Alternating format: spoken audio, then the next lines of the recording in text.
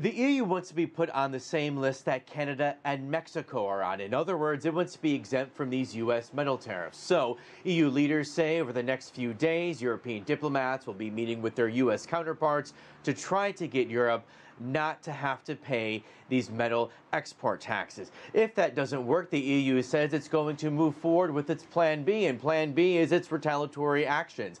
That's filing a complaint with the WTO, and while that is being arbitrated, it's going to impose its own tariffs on American products that are imported here to Europe. The proposed list of products that it will tax include iconic things like Levi jeans, Florida orange juice, and Kentucky distilled bourbon. Obviously, that's all designed to send a political message because many of these products are from typically red American states.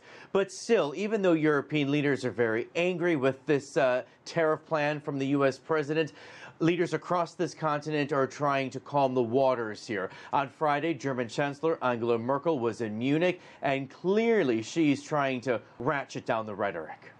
Now, even if the U.S. president ends up exempting Europe from these tariffs, it looks like his announcement on Thursday to go ahead with these taxes did put some pressure on what is historically a very fond and warm relationship between Washington and Brussels. And that's because when he made this tariff announcement on Thursday from the White House, he had a few jibs and jabs aimed at Europe there. He said there are some partners, some key allies of the U.S. that even though we work very closely with on security and trade, they're not paying their fair share of defense, and the U.S. is really propping them up, and the U.S. is being taken advantage of by them.